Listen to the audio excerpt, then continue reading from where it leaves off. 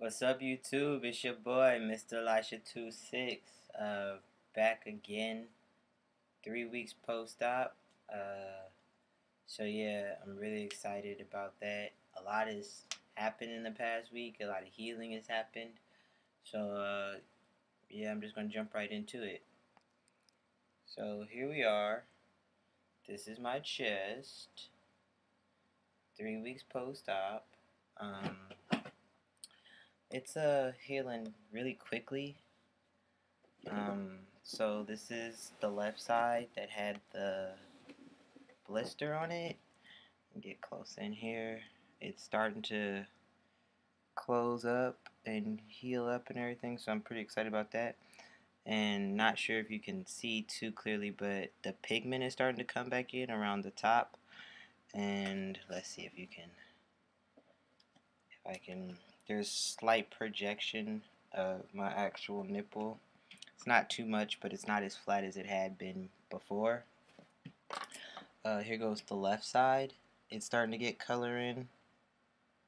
More so coming in on this side first. Less projection on this side for the nipple, but there is some. And you might not be able to notice, but right here, the stitch dissolved out yesterday. So when I pulled off the band-aid and the let me back up. So when I pulled off the band-aid and the XeroForm, the stitch came out with it. So that's pretty dope. My incisions are flattening out quite a bit more, especially in this area. And this side is getting flatter right here where the drain hole was. This side, not so much yet, but you know, it's a work in progress. I've been using my oils and my homemade scar cream, and I've been putting that on every day, and then I've also been wearing the silicone strips at night, and so I've noticed that both of those are helping with the softness and whatnot. Sorry for all this adjusting. I'm trying to give you guys a good view. So yeah, for the most part, I'm pretty happy with my chest. Range of motion is to about right here. I feel comfortable right about here, and then like to right here. Yeah, so it's not as tight feeling as it was last week. I noticed some of it's loosened up a bit. If that'd be the best way to describe it, is a looser feeling in the incision area. For as far as like standing up straight and taking deep breaths. There's still kind of like a small amount of pulling, but for the most part, it's a loose feeling. So yeah, I'm pretty excited about that. What was it? I was gonna mention. Oh, so someone asked me about washing in the shower, and like you're not supposed to let the water hit your nipples directly. So they were asking me like, they feel like they're not getting a good amount of water over their nipples, or they're kind of nervous that some of my shorter followers are kind of nervous that the water will just come straight over the top of their shoulder and kind of like just hit their nipples still. So what I use is I just have a cup. Um, it's a paper coffee cup, like those disposable kinds that you could buy at the store. We have a lot of those at our house all the time. Drink a lot of coffee. So what I do is I just have that cup in the shower, and I just fill it with water, and I start pouring it like right about here, and I just pour the water over my nipples on both sides a couple of times. That's pretty much what I use to to get water on my nipples. I'm pretty tall, so when I'm in the shower, to get back in the jet enough, like the water is like literally, like the shower head is like just about a foot over my head or whatever, but it's like, kind of difficult. So I know that it could be an issue with some other people. So I just use the cup, and I just use a cup and pour it over my chest. Um, besides those changes, it's healing up really nicely. Every day I'm kind of noticing something a little different. The little blisters healing up well. I'm having some, you know, pigment come back, which was really exciting. The pigment I noticed pigment coming back on Sunday, I'd say. Sunday or Monday. I think it was Sunday, but it is coming back slowly but surely. So hopefully in the next month or so, I'll have a significant pigment change. Um, I'm also noticing that in my incisions, I think the sutures and the dissolvable staples are starting to break down some more. I'm feeling less bumps and lumps when I do my scar massages. So, yeah, more so on the right side than on the left. But, and then, yeah, so it definitely feels a little more smooth, and it feels like they're starting to dissolve and break down under there. But yeah, it's looking really good. I'm really happy about it. I've been wanting to work out so bad. Like sitting at home all day makes me want to work out really, really bad. Like especially when I get on Instagram because I follow a lot of fitness accounts. So that's making me want to work out pretty bad. Get in the gym, um, push-ups, and all kind of stuff. That's what I really, really, really craving to do. So I'm really excited when these 6 weeks are up, so I can start slowly getting back into it. I've been doing a little bit more driving lately, getting out, going places. Um,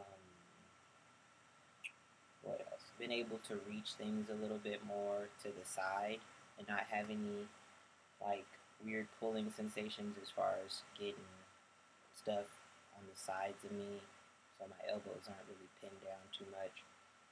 Um, Still sleeping on my back, although like I don't know if like the consciousness of the fact that I've had surgery is starting to wear off because when I first had surgery and up until the end of last week, like when I'm asleep, I'm on my back, just like knocked out. But lately, I've been kind of waking myself up because I'm turning on my side.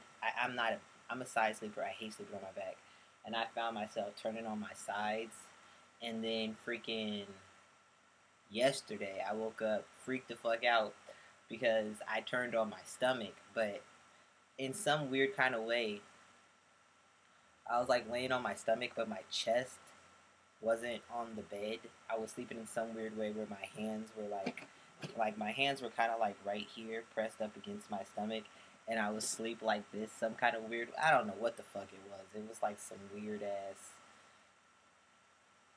I don't know, weird body position for like I guess a diamond push up or something. I don't know, but it was weird, and I was just like sleep like this, and then I was like, whoa, what the hell? And I like kind of rolled back on my back. So I don't know if like I guess my back has kind of been getting a little tired of being slept on, and I'm the type of person where I do like to sleep on my sides, um, and just like I guess because of just sleeping on my back so much, I do kind of get like uncomfortable during the night. So that was kind of weird when I woke up like that. I was kind of freaked out a little bit. I was like, oh, and I was like kind of lifting the band-aid up a little bit so I could check and see if my nipples were okay.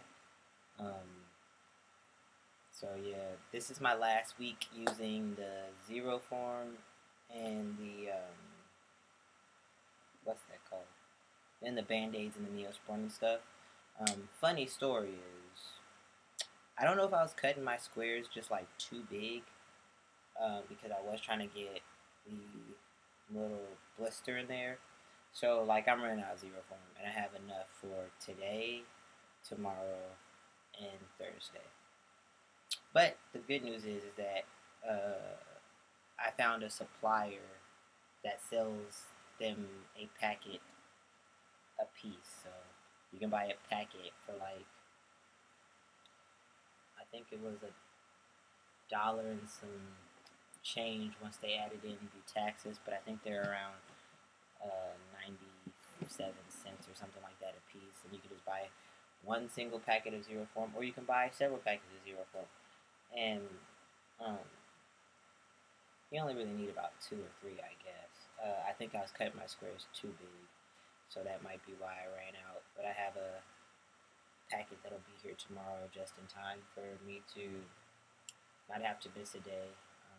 I'll put the information to the website and the well, it's not even a website. It's actually a telephone number. But I'll put the information to the telephone number as to and the name of the company, and I'll also put the batch, the reference number, because they make different types of XeroForm, and some of them don't have the 3% bismuth. So you want the impregnated XeroForm with 3% bismuth in it, and so I'll put all that information down in the description. If you are looking to have top surgery and your doctor doesn't use XeroForm and you want to use it, or if you want to get some extra on hand, it's also good for burns and other stuff. So it's not just like for surgical shit. So that's why I didn't mind buying 2 more packs. I just went ahead and bought 2 more packs because it's really good for burns and it's good for pretty much wounds in general. It's a wound dressing, so yeah. But I'll put that down there for you guys if you wanted to jump on that, because I think Garamoni is like the only doctor that uses XeroForm in the aftercare. So if you don't plan on going to him but you do want to use it, I found a supplier where it's relatively cheap. Their shipping is like $7 nationwide for the U.S., and that's whether you buy 1 packet or you buy however many they can fit into the one thing. I think you can buy like 250 packs at a time, but I don't think any of us need that much. So yeah, I'll put that in there, and that's really about it. It's been a pretty chill week as far as stuff happening. The most exciting thing that happened this week was that Stitch falling out, and I was pretty freaking stoked about that. But besides, and the pigment coming back. But besides that, it's just been a pretty normal week. This is my last video of 2014. Next time you see me, we will be in the future, 2015, and I will be on, that's when I'll stop using the XeroForm and the Band-Aid, so hopefully we'll have, quite a few updates on healing and whatnot, and hopefully it'll look a little bit better. I'm kind of getting tired of the pink nipple look. It just kind of looks raw to me, which is kind of gross. But yeah. So thanks for watching. Thanks for all your support. All you guys, all you new subscribers, all you guys from Instagram that came over, really appreciate that. All you guys from here that have found me on Instagram, really appreciate that as well, or Tumblr. If you have any questions or comments, or if you just like some general information about surgery that I haven't covered in these 5 or 6 videos that I've made since my top surgery journey started, feel free to put them down here in the comment section, or you can send me an email. My email's in the description, as always. I hope everybody had a great week for shots or therapy or what have you, whatever point you are in the journey of transitioning. And I also hope that everybody is looking forward to bringing in the new year, excuse me, here into 2015, get to start a whole new year, and hopefully everybody will have a great New Year's Eve. Be safe, please. Also, I'd like to just take a moment to talk about Leela Alcorn. She was a 17-year-old transgender kid whose parents were very strictly religious, and they did all that they could to keep her from being transgender, which included different types of therapy, reprogramming therapy. They just were not, they weren't happy with their daughter. And because of that, Layla committed suicide just the other day. She took her life because she did not see any way out. And if you guys feel that way, you can email me. You can contact me. I have no problem discussing that type of thing because we've all been there. Well, I'm not going to say we've all been there, but majority of us have been there. 41% of transgender people attempt suicide. Unfortunately, Layla did end her life. And to add further insult to injury, her parents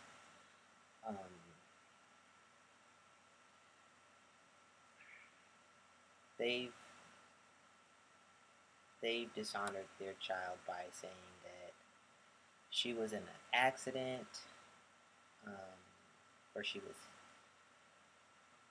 not committing suicide. They are referring to her by her birth name and using male pronouns for her. So please remember her as she would have chosen to be remembered. And just know that it's serious. I'll also have some information for translifeline.org, which is basically it's a website as well as a hotline that you could call if you're feeling suicidal, ran by trans people. So not necessarily just talking to people who are trained, but people who have been there, who know your struggle, and who are going to be very sensitive to what you're actually going to. I'll put that down there in the link. So we just want to send out love and light to live in the next life. So please, as you know, we've all been during the holidays where we're around family, where sometimes you're in situations where you're being misgendered and not respected the way you would like to be. Please don't take your life, and know that there are people out there that do care. Even though we don't know each other, we have a bond in our trans identity. So know that I'm here for you, as well as Trans Lifeline. And I'll put that information in the description right at the top. So until next week, much love, much light.